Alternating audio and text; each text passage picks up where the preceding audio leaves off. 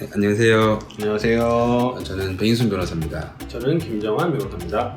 네, 오늘은 얼마 전에 난 판결문에 대해서 한번 살펴볼 건데요. 타다 사건이에요. 타다 사건이 무죄 판결이 났죠. 그래서 무죄 판결이 왜 났는지, 그리고 어떤 의미를 갖는지 그런 대화를 좀 해볼까 합니다. 네, 저는 사실 네, 택시를 안 타고 다니기 때문에 크게 관심이 없었어요. 근데 이제 우리 옆에 배 변호사님도 그렇고 많은 제 주변 동료들이 타다를 엄청 편한 서비스라고 얘기를 하더라고요. 그래서 이 사건 무죄가 났을 때 좀 좋아했던 것 같아요. 그래서 뭐 좋아한 건 좋아한 거고 왜 무죄가 났는지 한번 간단하게 설명을 해주시면 좋을 것 같아요. 아니 그것보다 왜 택시를 안 타면 뭐 타세요 주로? 자차. 타다는 진짜 좋거든요. 한번 타보세요. 타다 정도 되면 거의 자차만큼 좀 편안함을 느낄 수 있어요. 진짜. 편안한 건 알겠는데. 더군다나 오늘 타다를 주제를 얘기를 했는데 네. 다음에 얘기할까요 그러면? 아니 일단 왜 얘기할까요? 무죄인지 일단 왜 얘기할게요. 무죄인지 먼저 설명을 해주셔야 될 것 같아요. 그 타다가 사실은 택시랑 굉장히 비슷해요. 타보면 목적지 입력하고 어플에 보면 얼마인지 나오고 그 차가 오면 그걸 타고 그 목적지까지 가는 거거든요.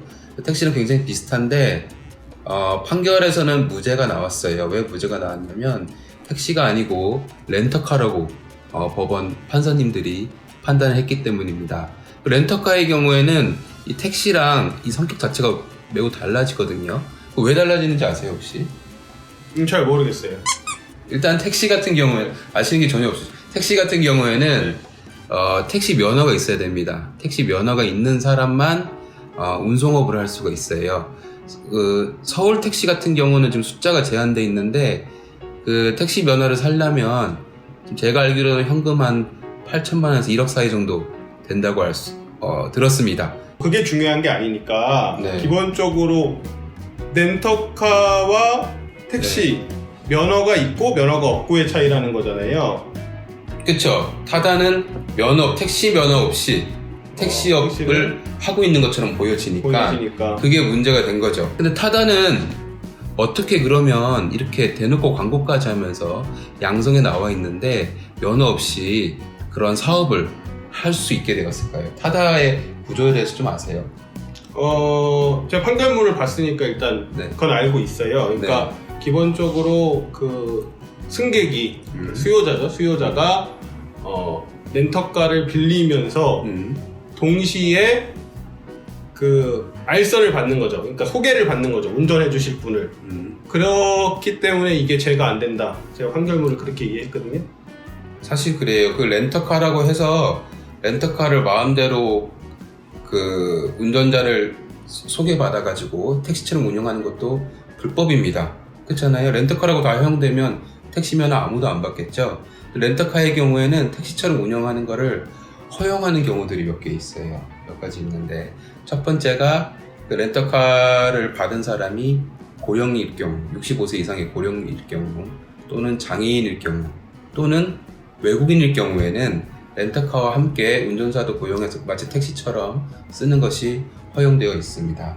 그리고 몇 가지 예외사항이 더 있는데요. 이게 2015년도에 새로 생긴 거예요. 11인승 이상, 15인승 이하의 차량을 이용할 경우에는 렌터카를 임차한 사람이 그 운전사를 소개받아서 택시처럼 운영을 하는 것이 허용됩니다. 이렇게 허용하는 이유는요, 관광을 좀 이렇게 증진시키기 위해서예요.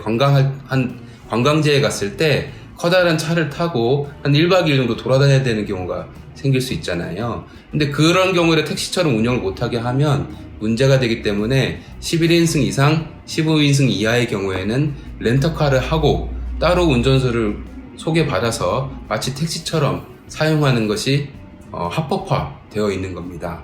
그래서 이런 점을 타다는 이용을 한 거죠. 쉽게 제가 이해한 게 맞는지 한번 확인을 해주세요. 네. 제가 제 자차를 이용해서 돈을 받고 택시처럼 영업하면 안 됩니다. 유죄죠. 네. 그리고 제가 렌터카를 빌린 상태에서 어떤 사람한테 소개를 받아서 그 사람이 돈을 벌게 해도 안 됩니다. 안 되겠죠. 네. 다만 렌터카가 11인승에서 15인승인 경우에는 예외적으로 허용을 하고 있기 때문에 그럴 그렇죠. 경우엔 처벌받지 네. 않는다. 처벌받지 않는다. 근데 궁금한 점이 있는데 타다 말고도 차차인가? 네. 그런 서비스가 있더라고요.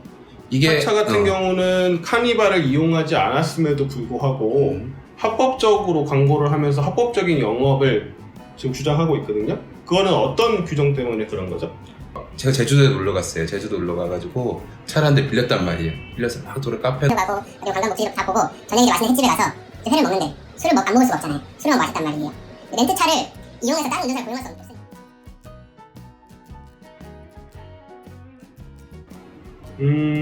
제가 질문했던 취지에 약간 좀 어긋나는 것 같아요. 어쨌든 타다는 11인승 이상 15인승 이하의 차량을 쓰기 때문에 합법이 된 거고, 차차는 대리기사를 쓰는 모양새를 갖추고 있기 때문에 합법으로 돼 있는 겁니다. 네. 그러면 저는 이제 뭐 택시나 타다를 다 이용하지 않는 입장이니까 우리 배 변호사님 생각할 때는 뭐 법리적으로 이게 유죄냐 무죄냐를 떠나서 타다를 합법적인 사업으로 가지고 왔을 때 우리 이 유튜브를 시청하시는 일반인들 입장에서는 어떤 장점이 있을까요?